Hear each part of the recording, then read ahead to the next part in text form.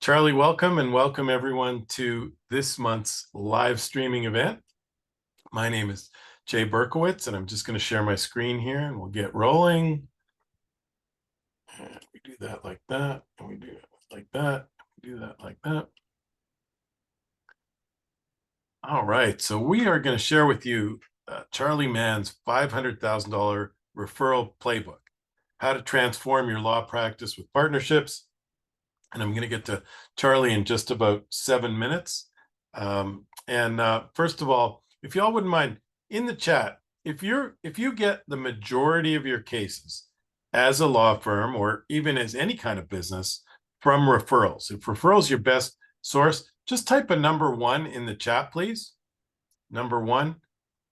And if you feel like you're, underperforming, if you feel like everybody says they get all these referrals, but you're not getting a lot of referrals, just type a number 2 in the chat, please, if you would. Thank you very much. The reason why we're here and why we're so passionate, everybody in every business you talk to loves referrals, is because referrals close at the highest rate.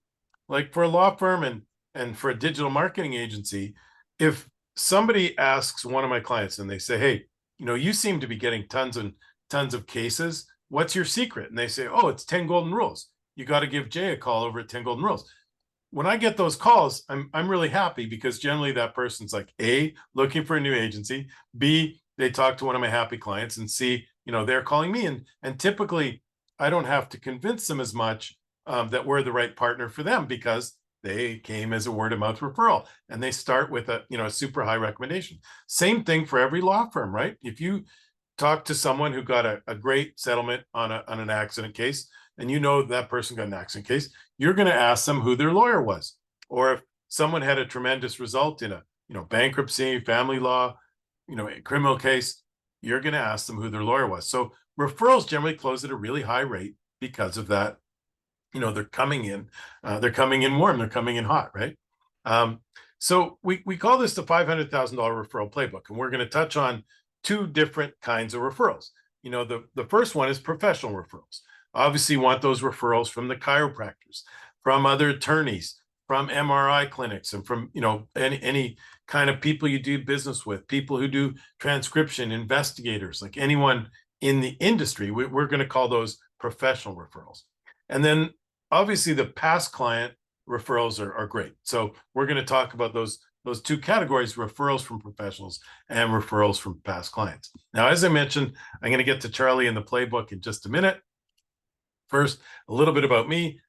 As I said, my name is Jay Berkowitz. I come from a really cold place in the winter called Winnipeg, Canada. Very beautiful now. Early in my career, I worked for McDonald's, Coca-Cola, and Sprint, director of marketing, really doing big brand marketing.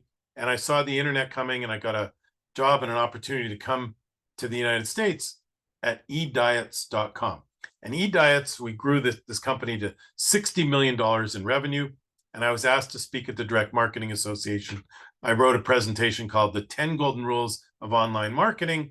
And we just celebrated our 20th anniversary now because the presentation led to the formation of 10 Golden Rules, the internet marketing company. I've written 5 books. 2 of them are #1 Amazon bestsellers. And I'm a regular speaker at all the legal conferences. We do the weekly podcast. Maybe you're listening on the podcast. And we have a YouTube channel that's been viewed. Our videos have been viewed over 350,000 times. So hopefully I have a little bit of credibility to talk to you all about marketing and marketing for law firms. So first, I want to tell you my personal car accident story, because this is really relevant to this topic. I was with 2 of my employees, and we were actually up in Orlando at a conference, and we were driving home the next morning, and we were stopped at a red light. We just got off the highway. We were stopped at a red light, and whammo, we get rear-ended sitting at a red light on the exit off the highway. Somehow an elderly woman was going like way too fast. So the 3 of us all took different paths. The 2 of them went to the emergency room. I didn't feel so bad at first, but then I went to the chiropractor and I said, I was in this little car accident, my neck's feeling a little stiff. And they got so excited. They're like, oh my goodness, you were in a car accident. And they started giving me back cushions and creams and potions. And, they could see, they saw the stars light up in their eyes, the dollar signs, right? Because they knew that They were going to refer me to an attorney, and then I was going to be a great client for them over the next 6 months. And they were right. Unfortunately, I didn't realize it at the time, but I had a pretty significant back injury. Now, that's a great referral, right? They were referred by a chiropractor. But the reason I like to tell this story, I wish I didn't have to tell this story. 5 years later, I was going up to a conference in Orlando, and we were on the turnpike, big, high traffic highway, and it's stop and go traffic. There was something going on up ahead. We didn't know what. Turns out it was another accident. And sure enough, come to a stop, whammo, I get, punch in the back, again, rear-ended, same type of scenario. Now, the reason I tell the story is because it was 5 years later, and I couldn't remember the name of the attorney who got me a pretty decent settlement 5 years before. Well, why is that? Well, the reason is because he didn't have any kind of referral engine. He didn't send me a Christmas card. I'm Jewish. He didn't send me a Hanukkah card. Didn't send me a happy birthday card. But guess what? Guess who did? Jason Melton, who became my second attorney. And it's actually my birthday this week. So thank you, Jason. He's actually got his ground game in place, right? He's staying top of mind with me. And he does an amazing job with his social media. Like, I see him all the time. As a matter of fact, he's 200,000 followers on his Instagram, and he's regularly publishing content on LinkedIn. I see business content on Facebook. So, the moral of the story is you have to have that ground game in place, right? You've got to have a regular top of mind referral engine in place where you send the birthday card, you send the holiday card at a very minimum, and you got some social media and a monthly newsletter, which is like a baseline that we do for all of our clients. Now, the next thing is you want to take the game up a little bit. I call it the pizza party, or Ken Hardison first talked about this on about 5 years ago on one of our monthly webinars, and he calls it the inner circle, or you could call it the VIP club. And basically, any past client, you could, when you're starting out and you're small, you invite all your past clients once a quarter to a buffet or a pizza restaurant, and you just have a low cost, nice gathering. You give them a bunch of your swag, you give them a bunch of your stuff, right? And you got make it really fun. Door prizes. You give out your books if you have a book, branded merchandise, swag, so they can wear your logo if they will. Make it cool, by the way. Don't have like a massive law firm logo on it. One of the things Ken talked about is like private VIP cards. So they've got private backdoor access as a referral idea for any friends or family who get injured, get in an accident, or whatever practice area you need. And it doesn't have to be super expensive, right? It can be a room at the Golden Corral or a pizza place, as I mentioned. So that's what Ken called it. And then, after, as soon as we got into COVID, we had to come up with a solution. So what we came up with our clients is this VIP box. And this works really, really well for referrals. So that's what the box looks like. And here's what it looks like in person. So we send out these boxes, and inside the box is a gift certificate. So they get, we buy them lunch or coffee. So basically we took the pizza party to them. We've got these VIP cards, and they're super heavy stock. And then we've got a bunch of branded merchandise in the box. Now, we don't stop there. What we do is we're using this very tactically. So for this client, for Stewart and Stewart in Indiana, we're sending 20 kits a month.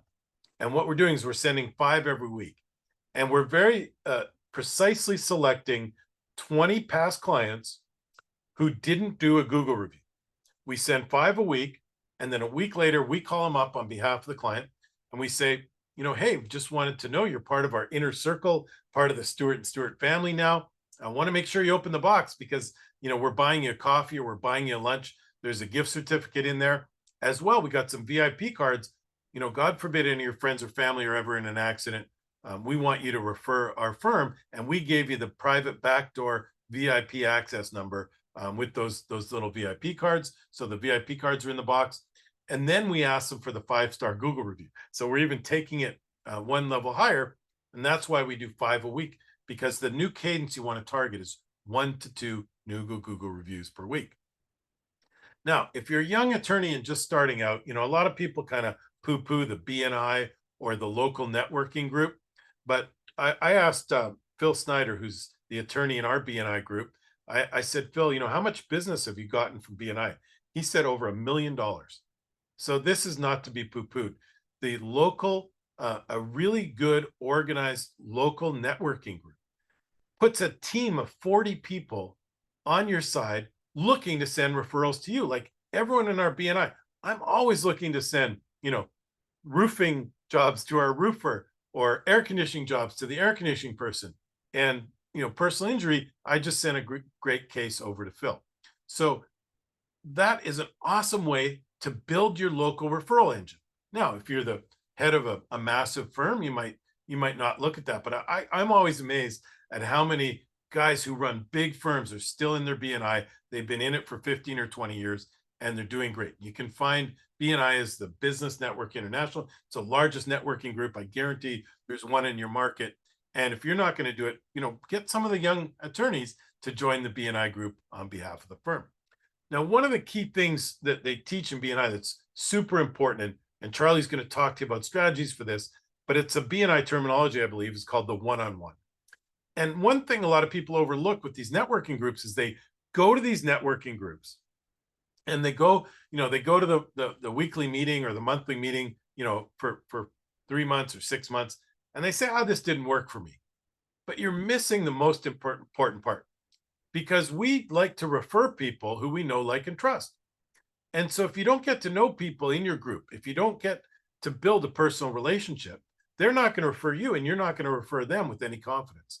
So the first thing is you want to set up a coffee or even a Zoom meeting and do that one-on-one where you get to know them a little bit. Ask them about themselves. Ask them about their family. Ask them where they're from. Ask them where they went to school. Ask them what their hobbies and passions are. Really get to know them a little bit as a person, and make sure they get to know a little bit about you and a little bit about what's a great referral for you. And then once you get to know them a little bit, then you want to take that relationship even a little bit further. And I learned this from my good friend Lenny Sklar. He said, he said, let's have another one-on-one. I said, wait, we just had a one-on-one. And he said, one-on-one is not a noun, it's a verb. One-on-ones is an ongoing thing. And so we had another lunch and we came up with a great idea how we could do this joint event where we invited our own customers, each other, and we referred each other. And one-on-ones are really an ongoing thing where you're going to get to know them. And then the next time, Lenny and I got together with our spouses, and we really started to deepen a relationship where he became a really strong referral partner. Next thought ideas is that you can take that to another level. My friend Gary Solomon does lawyer dinners, and he invites 6 or 8 different attorneys, maybe from different practice areas, maybe all consumer facing. He hosts a really nice dinner, gets everyone together, and he said that's yielded him tremendous benefit over the years. So with that, I'm going to turn it over to Charley, and he's going to take you through the playbook. I just wanted to give you the foundation on some of how I look at referrals. Charley's the founder of Law Firm Alchemy. He's the host of They Don't Teach You This in Law School podcast. I think his most important job he's most passionate about is dad. He's also a leather artist. He's a runner. And we first met at GLM, the great legal marketing conferences run by Ben and Brian Glass. So without further ado, Charley, welcome aboard. And I'm going to stop sharing here. Awesome, Jay. It's so good to be here. And happy birthday, by the way. Hello. Thank you. I am honored to be here on your birthday week.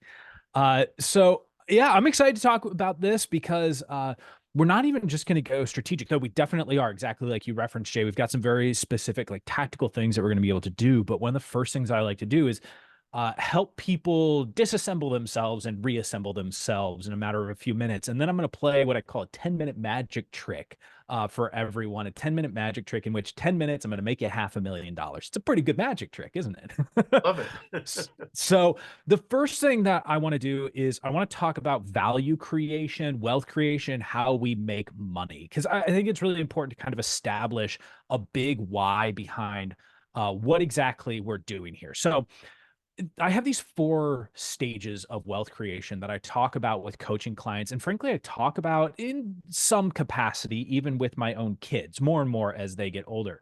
And it's the idea of how you level up in life. And everyone's going to be able to relate to these 4 stages, which is great. So these are 4 stages of value creation if you're writing along at home, which I suggest that you do. So the first way that you get paid in life is you get paid for what you do. When you came out of law school, you had you had a set of skills. The Liam Neeson thing, I had a very particular set of skills, right? That you were able to apply to a law firm. And they hired you predominantly for what you can do, what you can achieve within a billable hour. You were plugged into their systems. They understood that you could produce a legal product. First way that you get paid in life. I mean, in the SEO world, right? It's your just ability at first to do SEO, like actually get the darn thing done. The second way you get paid in life is you get paid for what you know. This is where the majority of service professionals end up stuck. And that's what we're going to fix here for them, Jay, is most people are stuck on the idea of getting paid for what you know. Here's the good news. You get paid more for what you know than for what you do.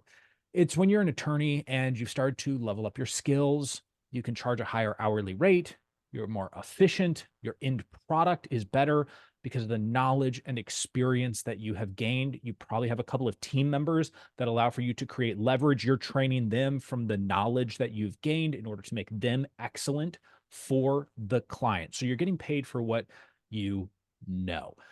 In some cases, maybe that's becoming a senior attorney in another practice because they just recognize you're a better tactician, you're better at strategy than, say, the average or the average associate. Here's where we're really playing right now, because like I said, this is where a lot of people end up getting stuck, and I don't want you stuck there. So we're going to transcend to the next level, which is getting paid for who you know. This is a big difference right here. And I'm going to go ahead and share step 4 with you as well, because it's actually important that we have step 4 right now to create some context. And step 4 is getting paid for who you are. To give you an example of who gets paid for who they are, Mike Morse, John Morgan. These are people, these are attorneys that you recognize who get paid for who they are. It's a celebrity status. Core issue here in the era of social media is the number of people who want to skip to step number 4. We all just want to be paid for who we are, and we're skipping past the essential step of who we know. It's incumbent on you to go out and introduce yourself to people, to make new friends, to accomplish these meetups that we're going to talk about, to go to the BNI groups like Jay mentioned, and bring people into your orbit and make yourself part of theirs. Because if all you're doing is hoping to become a celebrity on social media and all you care about is people knowing you, you yourself will never really be known. Okay, so let's get into a little bit of how we actually allow people to get to know more people, right? So this is what we're focusing on, the who you know. Now, before we drop into the actual playbook and I play my little magic trick for everyone, I want to talk about one specific thing. And I'm gonna ask for some chat interaction real quick. I promise this will be absolutely painless, the same way that Jay did it. Get your hand over the 1 button for me. And what I'm curious about is if you identify predominantly as an introvert, can you go ahead and put a 1 into the comments for me? If you identify predominantly as an introvert, go ahead and punch 1 into the chat for me. And I'll even get things started because I identify as an introvert. Matt, Derek, press that 1 button for me if you identify as an introvert. By the way, I do understand the humorous idea of asking a bunch of introverts to essentially raise their hand and self-identify. There is a little bit of irony in doing this, but I know that any audience that I talk to, and I know that we've got some real introverts in here because there's not nearly enough 1s popping up because they're being their best introverted selves. Whenever I do this in a live room, 70% of the room raises their hand. Again, kind of funny getting introverts to raise their hand, but as they see other introverts doing it, they start feeling more and more comfortable. The reason I always bring this up is introversion is a lie that we tell ourselves. And we convince ourselves, I'm an introvert. That's why I can't do this networking. Oh, I'm going to figure out a way around it. I'm bad with people. I don't know how to talk to other people. The majority of folks identify as introverts, which means that if you develop the very simple superpower of being the one to reach out to all of these other introverts and invite them to a chat, invite them to that one-on-one, you will build a network much faster than any other individual will, because they're all so scared of their own introversion and telling themselves this horrible lie that holds them back. So if that's a lie that you've been telling yourself for a while, it was a lie that I told myself for a while. I said, "Oh, I'm such an introvert. I'm going to stick behind just digital marketing. I'm going to stick behind, all kinds of walls." And by the way, it would be just as foolish to say that, "Oh, I'm an extrovert. All I do is go and meet people. I never worry about some of that behind the scenes stuff." You got to have that done as well. But if you feel like you're an introvert, go ahead and drop that facade for yourself. You Hey, just need a few good questions to ask folks. Charlie, I don't want to stop your Yeah. flow, but th- this is a great lesson that I was taught. I think it was in Andrea Nierenberg's book about live events. Mm. Everybody thinks they're more of an introvert than everybody else, but you just proved everybody is super shy. So like one of the best things you can do at like the cocktail party when the conference is starting or whatever is go up to the person standing alone. You just made their day, because Yep. they're just like, oh my God, my boss made me go to this like Chamber of Commerce meeting and nobody's Yep. talking to me and I'm a loser and I don't know if I'm going to even talk to anyone before I go home. And you go up and start talking to them. Oh my God, you made their day. And now you're also not the one standing on their own feeling uncomfortable. So that goes, Yes. live in person, and so much so for the networking. Oh Right. my goodness, yes. And if you're the biggest lesson that I think a lot of us have learned about introversion is it's really a level of being uncomfortable with shallow conversations, like things that skirt across the surface. So if you feel like you're an introvert and you're just bad at the small talk thing, you don't want to talk about the weather because it does use up some of that social energy, and you want to prioritize depth in your discussions, guess what? It's not up to the rest of the world to create deep discussions for you. You have to go and create the deep discussions. If you want to go and make a really deep connection with someone, if you're at one of these networking groups, what's everyone asking? Hey, what do you do? And I'm not saying that that is a bad way to approach things, but if you want to stand out, why not switch that question to, hey, what are you passionate about? And then learn the greatest tool that you can possibly have, which is shut up for just a moment. Let the other person figure out their answer.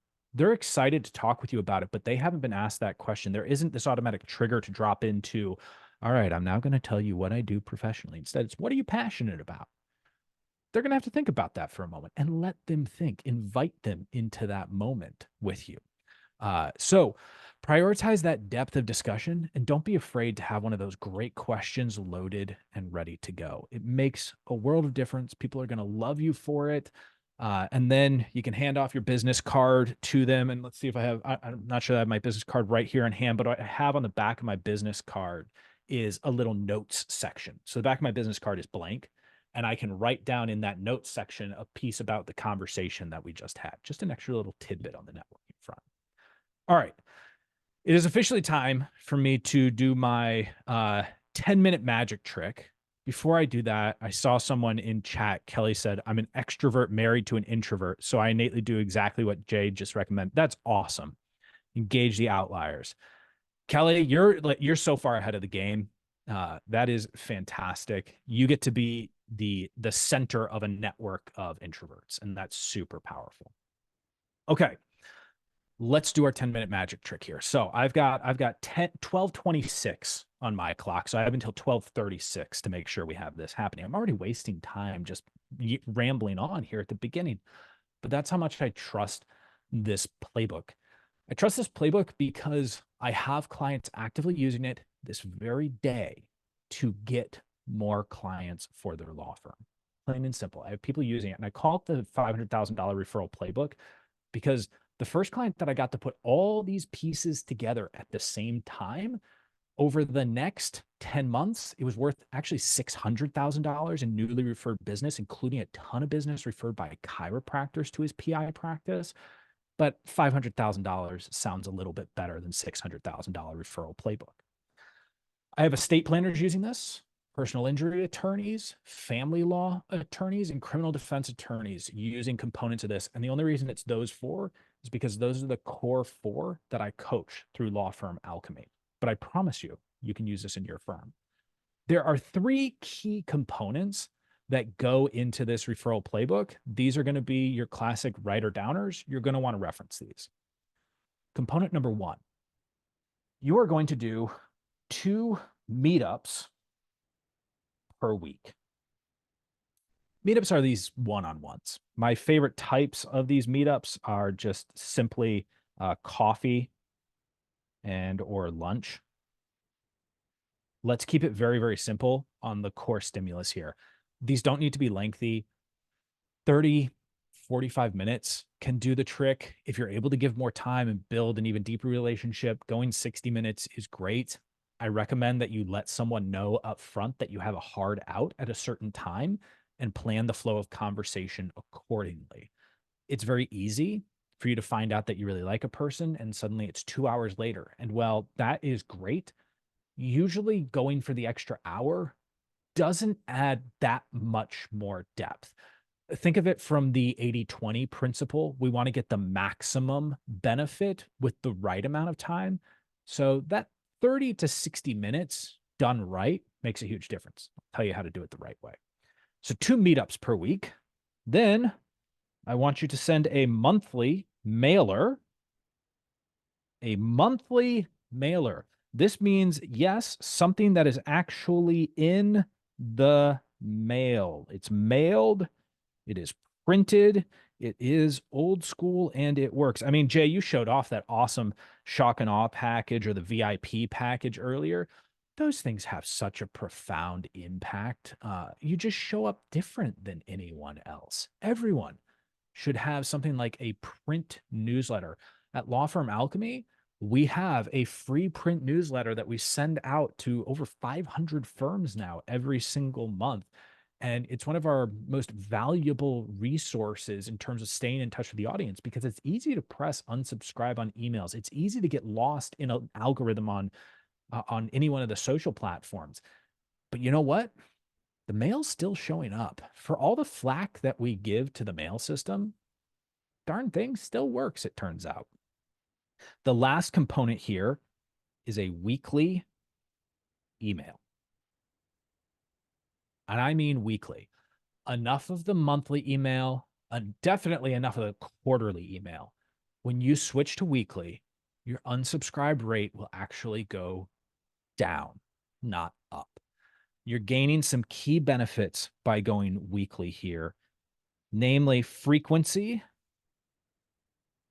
and you gain the proximity effect.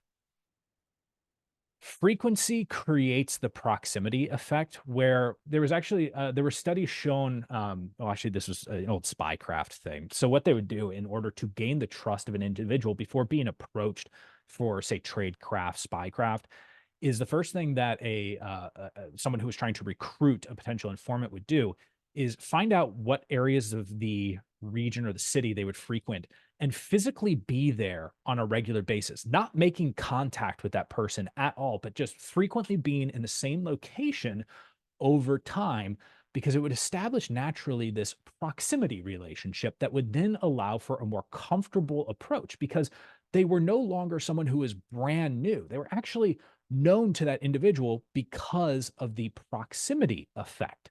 That's how powerful simple frequency and proximity can be.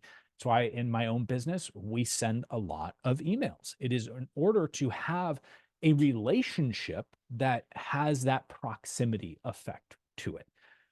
If you send every month, you're just one random email. If you send every week, you start to become a part of someone's habits. Most folks think in terms of the next week more than they do the next month. Some of us are bad about thinking about the next couple of days. So I want you to prioritize getting a weekly email out there. Massive, massive impact.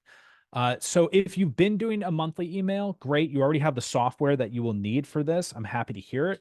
I need you to switch to a weekly email. And if you're wondering what sort of program you should use for the weekly email, there's a lot of great options out there. If you're looking for an easy default, I'll drop active campaign here in the mix for those who really like to know who they're supposed or what they're supposed to use.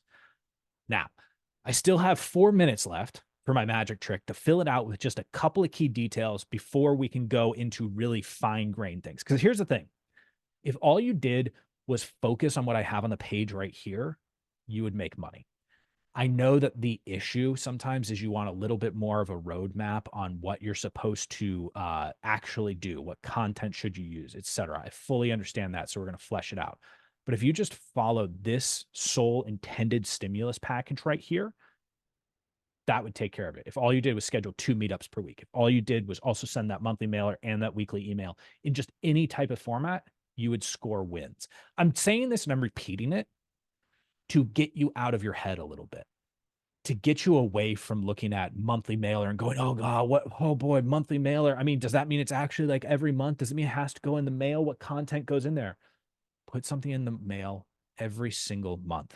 Now, here's who we're going to prioritize real quick on our meetups. This is something I know that'll really help you out. So priority number 1, other attorneys, including competing attorneys. This is really important, folks. Okay. You have to also have to try and talk with your quote unquote competition. One of the easier wins to get is meeting with competitors and finding out that they have a different ideal client subset than you have. And they would be happy to refer to you clients who are outside of their ideal client profile. And it could be a vice versa scenario where you can both be supporting each other. Because do you want to know where your best potential set of clients are probably already going? Other law firms in the same practice area. We literally know for a fact that your ideal clients are going to those folks. Now, can we find firms that don't handle your ideal client and bring them to us? Yes, absolutely. Other attorneys, related professionals. So, the chiropractors, if you're personal injury, financial advisors, if you are an estate planning attorney, you can do bondsman if you're criminal defense, marital therapists if you're family law, all of these related professionals that are part of the circle of influence when someone is going through this particular legal issue. And then the last category are community leaders. Basically, in every single one of these cases, what we're looking for is a population, a dense population of your ideal client. We know that other attorneys will get it. We know that the related professionals will see those folks shortly before they need your services. I was at Craig Goldenfarb's summit earlier this year, moderating it. And one of the things that Craig talked about was in the personal injury side. Can you be friends with morticians, essentially? Why is the name escaping me of people? Funeral home directors. Thank you. There we go. Finally clicked. Funeral home directors. Go and make friends with them as well. He gets cases referred to his law firm from there. And then community leaders, one of the best examples being Jim Dodson down in Florida. Jim gets tons of referrals for cycling accidents by meeting up with all of the affinity clubs that handle cycling and giving away free helmets and all sorts of goodies to them. So if you just focused on this core plan right here, this is worth $500,000 to you comfortably. And I made it with 17 seconds to spare on my clock right there, Jay. So that's the 10-minute magic trick on this playbook. At this point, I wouldn't be surprised. Maybe, Jay, you have some insight on details to be fleshed out here that I can flesh out for the group. Otherwise, if you have a question specifically about this that you want to drop in chat, I still have a lot of things I can go in depth on, but I'm always interested what the first problem that should be fixed for the audience is. All right, well, let's open it up to the audience. Go ahead and type in the chat. If you have any questions, I'm going to sneak in really quickly if nobody else does. By all means, let's get it started. So the 2 meetups per week, how do you book them? And what's the benefit of in-person versus Zoom? Yeah, so great questions. I'll answer the second one first. So obviously in person, it's just that much more powerful to be in person with a human being. It I'm loving being here on Zoom with you, Jay, But I can tell everyone that it's even more fun to be with Jay in person when you're at an event and getting a chance to talk with him in person. So like there's something kinetic about it, right? It's just easier to relate to that human being. And so I prefer to be in person. And now the exception being, let's say you're a trademark attorney, IP business, or you're handling, some type of law that you tend to go multiple states or even federal work. Yeah, the Zoom sessions, I will totally accept it. If the only way that you're able to get one of those 2 meetups done per week is to just cram it in on a Zoom session at some point, I'll absolutely allow for it, because we're still hitting that minimum stimulus of 2 meetups per week. Now, in terms of reaching out to find these folks, this is actually where your mailers can help you out. So I'm going to let folks get off the hook a little bit by combining some of the strategies. So one of the easiest things to do is, look, I want everyone to have like a monthly printed newsletter that's going out consistently to their entire list. But if all you're able to do right now is every month send 20 letters out the door, introducing yourself to someone and saying, hey, I noticed you, give them some reason why you noticed them. Could be just a handwritten card. I was really impressed seeing this verdict that you got, or wow, I saw a post on Instagram you did about such and such that really resonated with me. I'd love to grab coffee or lunch. Here's my number. Let me know the best way to reach out to you. Or here's my email on best way to reach out to you.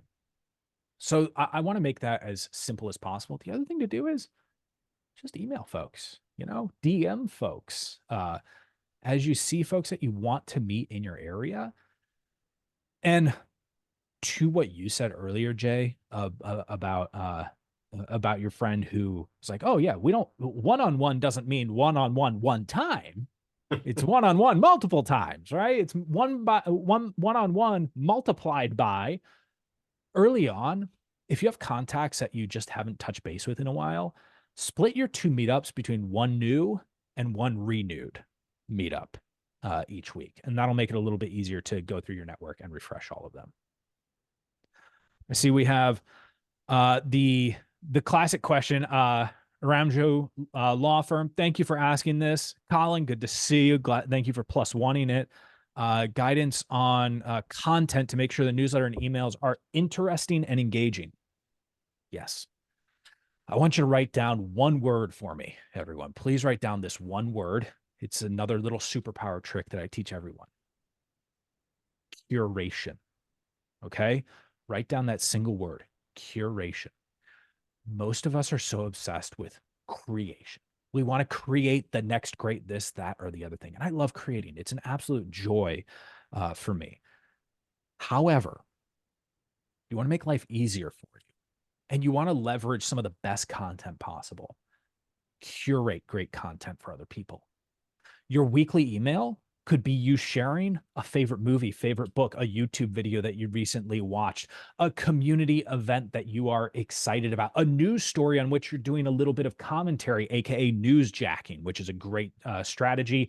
If you've never read the old book, it's not really that old. It's like a decade old. Trust Me, I'm Lying by Ryan Holiday. Phenomenal book that is like the leading or the kind of genesis point for newsjacking. So curate great content for other people, even rather than you sitting down and writing something original, trying to teach the law. Don't worry about that. Your job is to be interesting to folks. I would say to be interesting and interested in. Those are two, like within the referral world, that those two key little phrases. Can I be interesting? And can I be interested in? Can I be interested in the person across the table from me? And can I also be interesting to them? You don't have to be personally interested. You don't need to be. I think we've all met that person who, can tell that amazing life story where like, oh, I spent, 3 months in Tibet. And, before that, I actually had done a walking tour of the entirety of Vietnam before going over to Thailand. Like they somehow they met the Dalai Lama, right? We all have that person in our lives. You don't have to be that person. Your points of interest can be the curated points of view that you have on other resources that you have interacted with. And Colin, you're asking about length of the emails as well. For length of emails, I mean, is it blasé to say, or is it a little annoying to say not too long, not too short, but prioritize length? Uh, I'd essentially say that if you're writing 100 words, it's probably too little. And if you're writing 2,000 words, it's often too much. But I would rather see you writing 2,000 words than 100, is the way that I put it. A big, broad spectrum. And I think most of you are going to land somewhere in the range of about 300 to 400 words. And that's fantastic. You'll be able to get that done in about 15 minutes as you start to practice this skill set. And your emails, as much as possible, focus on one core idea. It will be tempting to send an email that has like 18 links to all of your stories, especially when you get started, because you have all this stuff that you want to share. Put that in your content bank and share one by one, because I don't want you to burn out on sending emails after the first 3 weeks. I want you to get to, 52 weeks and then have trouble with your next one. And you do that by pacing yourself, being interesting, and being a personality to folks who curates content. Hey, Charlie, I want to newsjack your newsjacking. Please. And, thank you for giving me a great idea. I watched a legal movie over the past couple days, and it was a movie called Dark Waters, and it was a story against DuPont and Teflon, and they sort of blew the roof off, how bad some of the harmful ingredients they're putting out into the environment. And Yeah. so what I did, and I'll just, I will newsjack, I will webinar jack, I'll Zoom jack, just to show how Here we easy it go. is. In Chat GPT, I said write an interesting and thought-provoking 800 to 900 word email summarizing the movie Dark Waters and the case against DuPont. Tell two short, interesting stories about the attorney and the farmer in the movie. And so now I have my weekly email ready to go where I can tell the story about the movie I watched, because it would have taken me about an hour to write it. I'd never do it.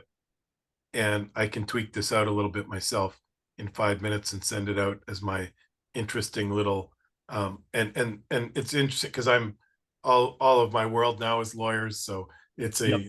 it's easy to newsjack stories about the law, you know, watch a episode of Suits or watch a movie about law or read one That's of right.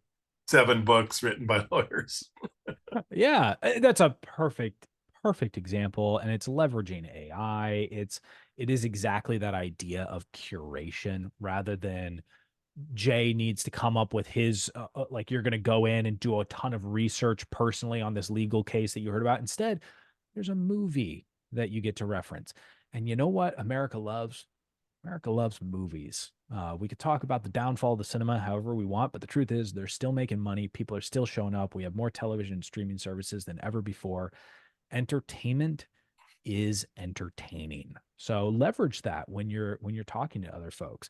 Over time, you'll grow your own voice and perhaps, and I have some amazing clients who I work with who they already have great voices coming out of the gate and they understand copywriting and just naturally they can be an interesting person, but give yourself permission early on to uh, uh, curate your content as you learn what your voice is, as you learn the main things that you like talking about and what you are able to say that makes you interesting to other people.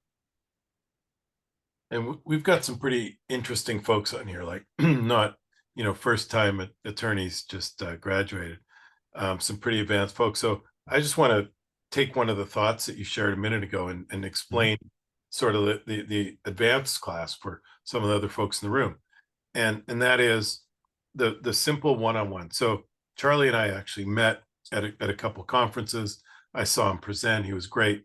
So I grabbed him at the end of his presentation, said, "Hey, can we do this on a podcast? This would be great." So we arranged a 30-minute Zoom one-on-one where we talked about it, got to know Yep. each other a little bit. It was like our first coffee one-on-one. Then we actually did the podcast recording. We spent about 45 minutes together, got to know each other even more. I learned interesting things about his leather work and his running and whatnot. And then now we're doing this. And obviously we've interacted a few times talking about the planning for this. And then Mhm. the next time we see each other in person, hopefully soon, we're going to be like old friends. And Exactly. it's what I talked about earlier about that know, like, and trust. And the tip is, it's super easy to do a podcast or to interview someone for your blog, and it's Yeah, a great, it's like no one ever says no. Like that's right. on my podcast, I interviewed Craig Newmark, the founder of Craigslist, Tim Westergren, the founder of Pandora. Um, Knew God, that. we lost him. The founder of Zappos passed away Tony recently. Hsieh. Yeah, Tony Say.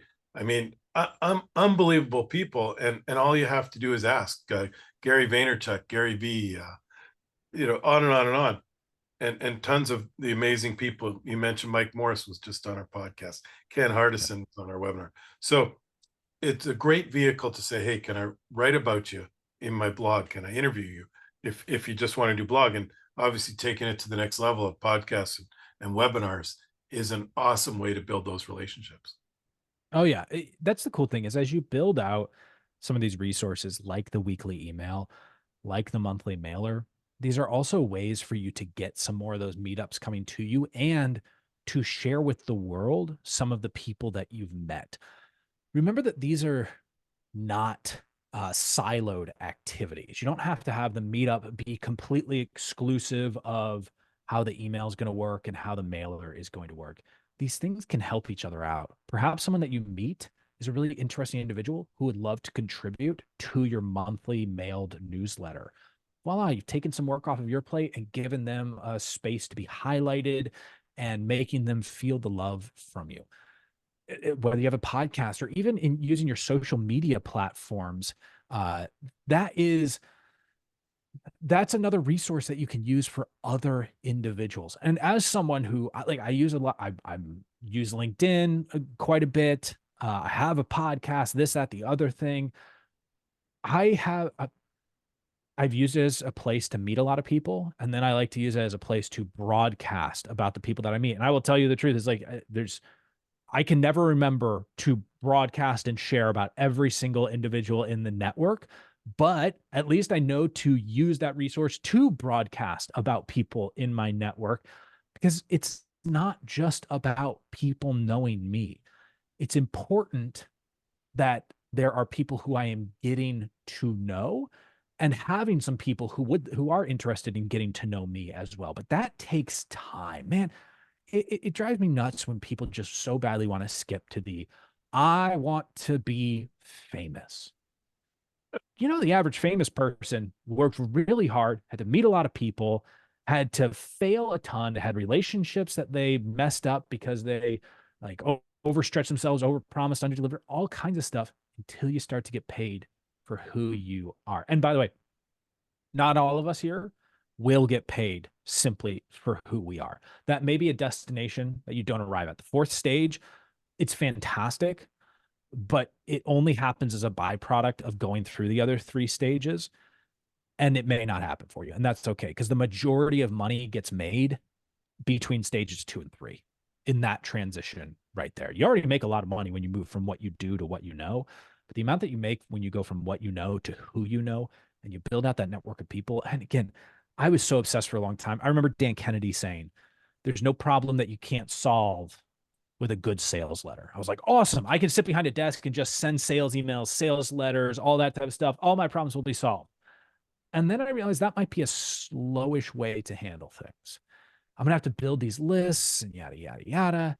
Why not meet people who are interesting folks? And the great joy that I've found, Jay, is within the law firm support and success space, people like you and so many others, we're actually interesting people who are interested in each other and have some pretty fun thoughts to share and are all really driven and excited about the success of the others in our network. And it's an amazing place to be. The same thing for the law firm. Jay, I feel so humbled by the fact that my view of attorneys is exceptionally positive Me too. because I have met so many great attorneys that when I meet someone at like a block party and I mention that I work with lawyers, and a lot of them are like, oh man, lawyers, that must be tough. And I go, no, No, you don't understand. They're great. There are a couple, like in any profession, there are a couple of bad apples, but for the most part, they're awesome, awesome people who get bad press at times. That's it. Yeah. And I think most of the bad press is spread by like the insurance companies and people like that. Yep. Yeah. I mean, Um, look, attorneys are on the other side of a lot of big lobbying efforts. That's hard to go up against. but thank God they are enjoyable people, because you and I spend most of our days with them. And when I selected the attorney niche, I didn't realize it was going to be so omnipresent that like every, almost my whole day, and every, last week I was at Pilma, and every event is and every breakfast, lunch, and dinner. Um, so the four steps, you touched on a second ago. The first one is what you do. So let's talk about Yeah. these as I want to flush this out a little bit. So Yeah. as like let's say consumer facing attorneys, the folks you mostly work with, what you do is here's my interpretation. Basically, like you this is a graduate attorney, and a lot of Yeah. those folks are going to get a job. They're going to work somewhere, learn some stuff, or they're going to hang their shingle. Then the next level is what you know. And Mhm. so the difference between the entry level attorney who's billing the lowest hourly rate in the firm or getting the smallest cases, and somebody who has some experience and has become excellent at what they do. There's a lot of the current best practices that you rank your attorneys A, B, and C. The A's Mhm. get the best cases, and the B's and C's are going to have to earn their way up to getting the best cases. And so the what is the people who are better have advanced capabilities and track record, right? It's not Yeah. just A the good way to, longest work or the hardest work. It's the that's right. to actually get results, right? Exactly. A good way to frame it up would be if you've so like we have the Val Pack or money mailer stuff, coupons that show up. And we always get there's like Northern Virginia Wills and Trusts or whatever it is. And they do basic will and trust for, I don't know, it's something outrageous, like $150, right? I don't know how it's got to be software driven, right? They're just being paid for what they do because they're just presenting it as like, this is what the thing is. This is the price that it is. Yes or no. That's all the consumer's deciding. The estate planning attorney who gets paid for what they know is perhaps sending out a seminar mailer because now there's information that is of interest to me. Their value is not in creating the will alone. Their value to me is strategist and improvement. In PI, the mills are often getting paid for what they do. We settle your case fast. That is what Yep. we do. The what you know version of that is going into the strategies and the negotiation and helping people understand the anatomy of the case and the role of attorney versus client and letting them know like, hey, this is a process rather than this is just speed, a maximum velocity to for whatever cash we can get on the table. So first step, what you know, you're an attorney. Second step, sorry, what you do. Second step, what you know, you're a good attorney, so you're getting the better cases. And who you know, and the simplest iteration of this is you're probably getting referred the tougher cases. Um, Yeah. Several attorneys I meet with are I forget what it's called. There's a higher level of attorney. They write another series of very, very tough exams, and so they're often referred the serious injury and the death cases. Mm. Even Board certified, Yeah, board certified, right? depending on the state that you're Yeah, in, you can yeah, use it's that. a Yeah. little different by state. I'm thinking of a couple guys here in Florida who get those really, really tough cases, and they only take on 10 or 15 a year, but they're the massive, multiple death cases, serious injury cases. Yeah. So who in this version is you get referred the cases because people know you, um, and know about you and your expertise. And does that parlay is what gets you that next level to celebrity? So a good question. So the who you know is like the proactive version of what you just shared, Jay. It's the okay, you're getting good at what you do. Like you're really good at what you do, and people recognize you also know a lot because the type of work that you do, you are working on those higher level cases, you're getting results, and you can't be a dummy in order to do that. So you do have some reputation that's growing. Now, this is where a lot of people sit and stay at that what you know stage because they go, well, I'm very, very smart. People eventually do good work and the cases will come, they say at this point. And that obviously that is such a long, long distance to go. Instead, we turn it out and we go, you know what? I'm going to start introducing myself to people because that's going to be such an accelerator of people seeing what I do and what I know, because I'm first going to be interested in what they do and what they know, and then they'll come back to me. So as we start to build out that network, the first thing that's going to start to happen to help you ascend towards being paid for who you are is you do have the network effect where you've gone and met 25, 50, 200 people in your area. And suddenly those people are realizing that they know you, that is a common factor among all of these people. You come up in conversation. They go, oh yeah, I know Jay as well. Now we're starting to build this effect of you're just getting paid for who you are, because there's reinforcement of that who you are among the people who you went out and decided to get to know, right? So we have that network effect, which they're reminded of you. It makes it easier to refer. And now also your name has a certain amount of reputational capital. To be one of the people that Jay knows is a valuable resource, because Jay seems to go out and meet a lot of people. And that's a common point of trading. That's a point of trading value among people. That is what then gets you to who you are. Now, the other thing that we can do to accelerate that is, because if you're the type of person who is humble enough to want to know other people, that will come across when you publish on social media platforms, right? You're not going to be so solipsistic as to think that LinkedIn is all about you, that the world literally revolves around you. A lot of people seem to think that they're in their own version of the Truman Show. In fact, you're not. The world is not. It's neither for nor against you. It's just has circumstances, and you do with it what you will. So you can go on these platforms and start to publish. You can publish videos regularly on YouTube. You can make it easier for people to recognize who you are. But boy, oh boy, the network effect of going and getting to know people who then, by the way, those are going to be the people who are the first listeners of your podcast, or the people who actually watch your videos, who interact with your social media posts, because they know that when they interact with your stuff, they can imagine you seeing their interaction and going, yeah, I know that person. And they go, see, when I like Jay's post, it's because I know that Jay and I have a connection. So this means more than me trying to just like glom on to another celebrity. Even like Gary Vee, who you mentioned earlier, Gary Vee did not skip straight to celebrity status. There was a lot of hustle and grind, even he will talk about it, that went into building all of that and him going around and meeting people. And he still goes around and meets a ton of people. He's interested in social media, celebrities, et cetera, to continue advancing his brand, because he doesn't take for granted that people know who Gary Vee is. He is still out there making his presence known. So no matter what stage you're at, it is always work to be done. I interviewed Gary on 10 Golden Rules podcast, and back then he worked in a wine store, his dad's wine store, and he had just become a breakout YouTube celebrity. And the interesting story is, he said, I knew that I needed to blog, but I just couldn't get myself to write something every day. And then when YouTube came out, I was made for it, and I had the discipline to record a video every single morning, and we'd taste wine, or we'd have a sommelier in it, we'd have a new manufacturer, and we'd interview someone. And then I spent the rest of the day talking about what I did, answering the same question over and over. What's a white that goes nicely with fish? And he said he spent the whole rest of the day sort of building that celebrity.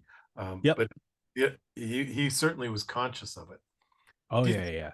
But the fourth step, who you are, like, to become a Mike Morris, a John Morgan, a Gary Vee. I'm thinking of Ben Crump in the similar space. 100%. Ben got a couple huge cases, George Floyd and 2 or 3 other like super media cases. And I guess that publicity equaled like Morgan and Morgan's TV ad spend, because I don't know that he didn't, but I don't know that John Morgan won multiple multi-million-dollar cases. He just got the wherewithal to run the TV, to create the bigness, and to run billboards saying he's the biggest. Mike Morris, I think, built a tremendous track record and got on TV, and had the wherewithal to build his brand, and wrote a book and became known in the business of law communities. What Gloria Allred is another example of yeah. the being paid for who you are. You sort of know that someone is paid for who they are when there are a lot of people who point to them and say something like, well, he or she's not even the best attorney to handle this. It's like, that's not really the gauge here. There's no such thing as one single best attorney to handle a case. There are a lot of attorneys who can handle a great case. It's the ones who, by the way, it oftentimes helps when you have a celebrity attorney, when you've got a major national case, who then knows how to deal with the media, who, because by the way, over time they've built additional skill sets of what they do and what they know. And someone like Ben Crump is going to know how to handle the media side of it and develop a case in the public's mind just as much in a jury's mind. And that's important because in a case like George Floyd, that's as much a cause as it is a case. And that is important oftentimes to the people involved. And that goes under recognized. So, giving you a couple thought starters here. The next thing you gave us was the 3 key components, your 10-minute magic trick. So number 1 is 2 meetups a week. Mm-hmm. Number 2 is a monthly mailer, printed, Yes. physical. And number 3 is a weekly email, Mm-hmm. weekly, not quarterly. Please not quarterly. My goodness. And Google and Yahoo will hate you. You'll never show up. one of the conversations I had recently with Chris Early, actually, it's a great Love content. Chris. And Chris talked about even twice a week producing content. And I asked him if he calendarizes it, because one of the secrets we've found is you've got to get it sort of structured, and then the other expression I'm thinking of is what you measure gets attention and improves. So if you don't say that, hey, I'm going to get 2 emails out a week, or 1 a week, and measure it and track it, it's not going to happen. So what do you think about that? So this is what I love, is measuring the difference between process and outcome. So a lot of what we've got on this system, this referral playbook, is it's very much measuring the process in order to create the outcome, right? So if I'm measuring my ability to get out 1 email per week, that is me measuring a process. It would be the same thing as if so a difference between process and outcome would be, let's say we have these 2 meetups per week, right? 2 meetups per week really is more of an outcome of a process. And the process might be reach out to 4 law firm owners every week for the next 6 weeks, with the objective being to schedule 2 meetups per week. The process is every week those reach out to 4. I can't guarantee my outcome will happen, but I am shooting for that outcome of 2 meetups per week. Now, here's the reason that they're different. It's what can you control? In this case, I'm telling you all, as part of the playbook, you need to get 2 meetups per week. I'm giving you that outcome and saying you need to figure out a process to make that work. It's fine if you do more meetups, but you cannot do the excuse of, well, I reached out to a couple of people and no one's scheduled. I said you have to do 2 meetups per week. So figure out how to do that. If you can't figure out how to do that, we need to build a whole other level of entrepreneurial skills for you. But the weekly email, my ability to press publish is 100% in my control. So I'm just measuring the process on that. I might need to have an additional process measurement for myself of, let's say my goal is to send my email out on Thursday morning at 6 a.m., right? I might need to measure my process that every Monday I draft my email and schedule it for Thursday at 6 a.m. And that might be another process that I measure. And then on the back end, things that are not as measurable is my ability to keep a content library for myself. I mean, for me, I have paper notebooks. I use GoodNotes as well. I have lists that I keep on my iPhone, my iPad, all over the place, that are constant content starters for me, because I don't really like looking at the blank page and trying to figure something out. I want to be inspired, not just have to force inspiration onto a blank page. Yeah, great point. I mean, actually, Chris Early and I were both saying we both use Evernote. And whenever I use too. another note, but it's just a simple, there's a OneNote on Mac, simple note-taking function that when you're on your phone, your tablet, your computer, you get an idea, you just immediately write it down. And It makes it very easy. the content super easy. Um, Another tip that I'll share, my good friend Bruce Turkel. Hey, Bruce, if someone is listening, tell Bruce you heard his name. And he was, creative behind Miami and all kinds of huge brands. And now he's a keynote speaker, author. But he writes a blog every week. And he says if he doesn't get his blog done, he has to work on the weekend. So that's his own personal little discipline. Um, There you go. and in terms of calendarizing, I'll share the tool we use. Um, Shout out to my good friend Josh Nelson from Seven Figure Agency who first showed me this. Nice. And simply what we do is like, this is ours. This is for 10 golden rules, and we do the same thing for our clients. So like on Tuesdays, repurposed content's coming out. Social media is going out in the blues. We've got somewhere on here would be our webinar. So here's like the webinar, first webinar invite, and you all are here today. Well, those of you who are here today, but if you're here in the future, the reason we got the live audience, we sent, hey, in 2 weeks coming up, save the date. This webinar is next week. This webinar is tomorrow. This webinar is in 1 hour. And then in a couple of days, we're going to send out the recording. So maybe some of you are here because of that. This is, once a month, we send a case study. This is a press release going out for something. And then we cascade everything. So the email goes out and then it goes on all our social media and stuff like that, my personal social and the company social. But the message here is you don't have to do this crazy amount of content. But Right. the important thing is to calendarize it. Like for a lot of our clients, it's just like every Tuesday, we do what we call cascading. We post a video, post a blog, post it on the socials and link to it, post it on Google Maps, great place to put content as well. And then once a month, the newsletter goes out. Now that's a baseline that we put in place for our content. And then hopefully they do the community stuff, but they know we're posting on Tuesdays and the monthly newsletter is going out on Friday. And they know they can layer in, on Wednesday or Thursday, anytime they want with like a community event or something like that. Yeah. That's great. That's great. I love how organized. I'll show real quick so this is like an example of how I keep the notes for myself that I'm going to use when I write. Let's see if it'll come up here. Here we go.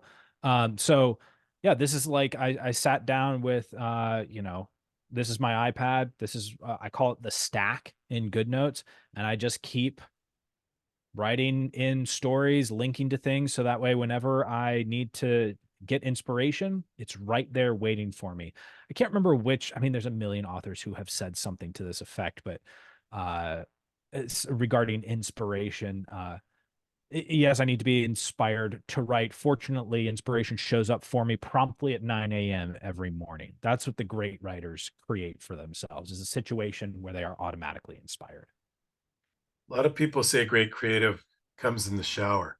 Why do you think? Yes.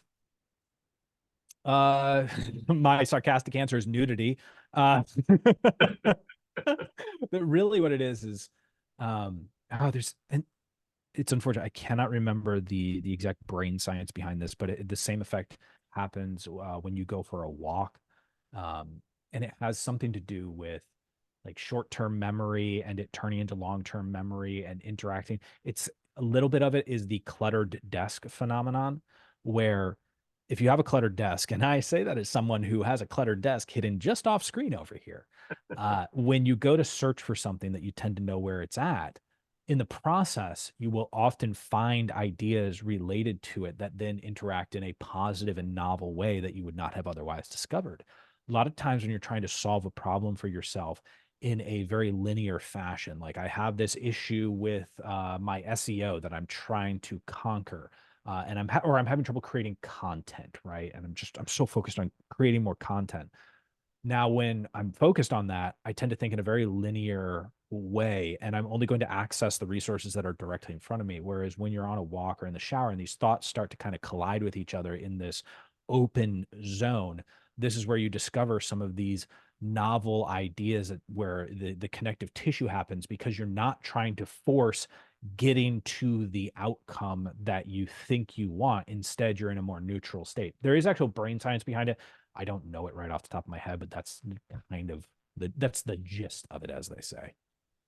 I think I have two additional theories to throw at it. One is, Please. I solve a lot of problems in my sleep. Actually, Good. I pretty much wrote a book in my sleep the other night. I didn't have very good sleep, but I woke up, wrote down all the chapters. Good. And it's called Growth Strategies for Law Firms. So it'll follow on this book, The Advanced Internet Marketing. And what happens is, like, you wake up and if you write it down, right? But I think the shower has the same effect, especially if, like, I go to the gym before I shower. But if you go straight to the shower, I think your mind solved the problem, and it just comes out when you're waking up. It's not that the That's shower true. caused it, it's that your subconscious solved it, and now the waking mind. But I just came up with another theory when you were speaking, which is like, it's the one time a day when you're not scrolling Facebook to entertain yourself. That's And I forget who I true. was listening to the other day, and they said, you know, you've got to shut off. Oh, I was listening to the Elon Musk book, and Oh Elon yeah. to a state where he just, like, he zones everything out. And it's like the one time we're not entertaining yourself, you give yourself self time to think.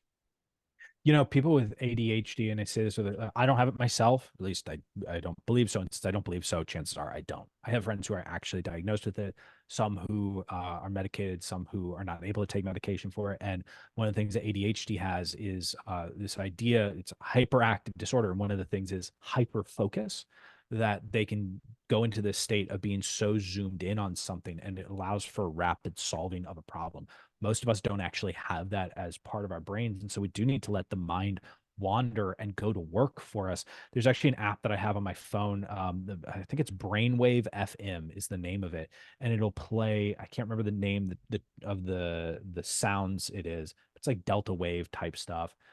More or less, it's like having a white noise machine plugged directly in your ears that seems to work a little bit better than a white noise machine. And there are times when, like, I take my kids to dance or whatever it might be, and I've seen the routine at this point about 68 times. So I'm comfortable with putting in some headphones and zoning out while I sort of nominally watch it and just let my mind wander a little bit.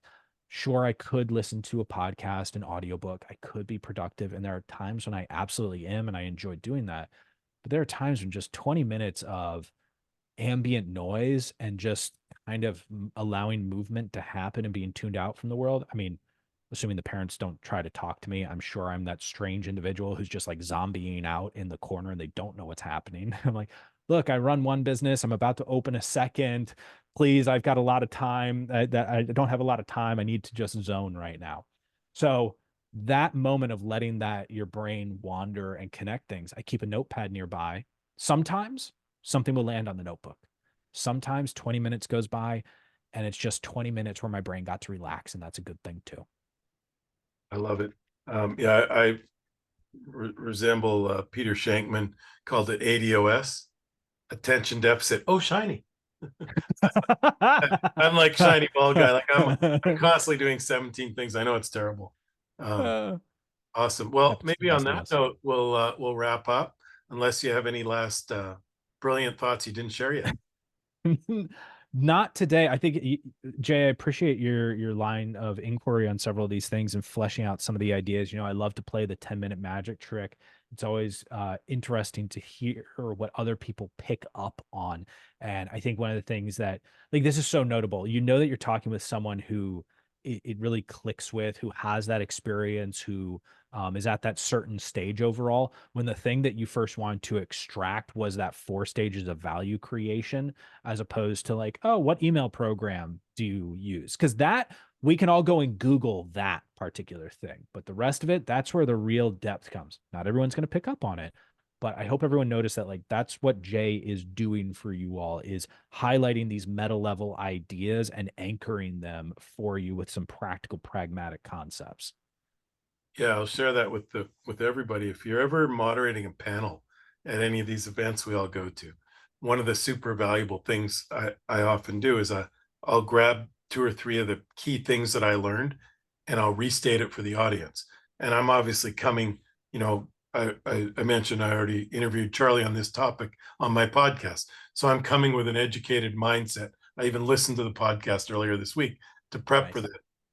And so I can hit a couple of those high points relatively easily from my notes. And for people, it, like you said, it sort of creates that rock of learning around the key points and hopefully brings it home in another way. Yeah. So Jay, always a steal delight that. talking with you. Steal that Yeah. next time you're on a panel. I will. And by the way, you can do it in the audience. It's a great tactic where, ask a great question, and it can be somewhat of a leading question. Hey, you said there's those 4 stages of learning where you can make more money. What? Explain to me, how do I get to stage 4? Something like that. You're going to anchor for people. Oh, hey, that guy asked a smart question, and then Right. for the rest of the conference, and by the way, you got to say, I'm Jay Berkowitz from 10 Golden Rules. Charley, thank you so much for that brilliant 10-minute sheet. Well, anyways, with that, thank you so much. Where can people find you? So if people want to go to lawfirmalchemy.com, you'll find a whole host of resources there. And if you really love this referral playbook and want more of it, go to www.lawfirmalchemy.com/referrals, and you can download an even more filled out version of the referral playbook over there. Awesome. And you teased us. You said a new business is coming. Are you going to give us any more info yet? Let's just say that there's an email marketing problem that needs to be solved. Awesome sauce. Charley, thank you so much. Everyone, thank you for being here. And that's it. Jay, thank you so much. Always, truly, always a treat to talk with you. Cheers, buddy.